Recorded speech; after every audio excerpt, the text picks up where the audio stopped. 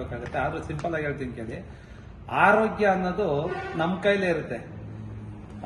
ಅದೇ ಗಾದೆ ಹೇಳ್ತಾರೆ ನೋಡಿ, ಕೈಯಲ್ಲಿ ಬೆಣ್ಣೆ ಇಟ್ಕೊಂಡು ತುಪ್ಪಕ್ಕೆ ಊರೆಲ್ಲ ಅಲ್ಲಿದ್ರು ಅಂತ. ಆ ತರ ನಮ್ಮ ಜನಗಳು ಕೈಯಲ್ಲಿ ಬೆಣ್ಣೆ ಇಟ್ಕೊಂಡು ತುಪ್ಪಕ್ಕೆ ಊರೆಲ್ಲ ಅಲಿತಾರೆ.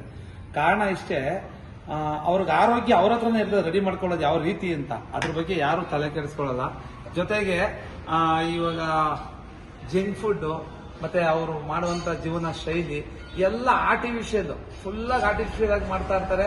ಜೊತೆಗೆ ಅವ್ರಿಗೆ ಈಸಿಯಾಗಿ ಆಗ್ಬೇಕು. ಅದರಿಂದ ಆರೋಗ್ಯ ಸುಧಾರಣೆ ಮಾಡೋಕ್ಕಾಗಲ್ಲ. ಆರೋಗ್ಯವಾಗಿ ಇರ್ಬೇಕಂದ್ರೆ ಫಸ್ಟ್ ಆಫ್ ಆಲ್ ನಮ್ಮ ಥಿಂಕಿಂಗ್ ಬಗ್ಗೆ ಕರೆಕ್ಟ್ ಆಗಿರ್ಬೇಕು.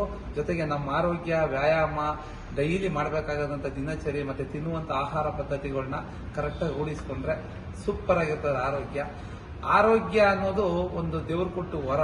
ಅದನ್ನ ನಾವು ಕಣ್ಣು ಮುಕ್ಕೊಂಡು ನಾವು ಕಾಪಾಡ್ಕೊಂಡು ಹೋಗ್ಬೇಕೆ ಹೊರತು ಕಾಲೇ ಹೊತ್ತು ದುರಂಕಾರ ಬೀಳಬಾರ್ದು. ಅದನ್ನ ಮಾಡಬೇಕಾದ್ರೆ ಆರೋಗ್ಯನ ಯಾವ ತರ ಮಾಡಬೇಕು ಅಂತ ನಮಗೆ ನಾವೇ ತಿಳ್ಕೊಳಕ್ ಆಗಿಲ್ಲ ಅಂದ್ರೂ ಕೂಡ ಕೆಲವೊಂದು ಆರೋಗ್ಯವಾಗಿ ಇರೋರ ಹತ್ರ ತಿಳ್ಕೊಂಡ್ರೆ ತುಂಬಾ ಅವರು ಆರೋಗ್ಯವಾಗಿರ್ತಾರೆ ಅಂತ ಹೇಳಕ್ಕೆ ಮಾತಾಡಿ ಬಯಸಿದ್ದಾರೆ. ಧನ್ಯವಾದಗಳು. Thank you sir.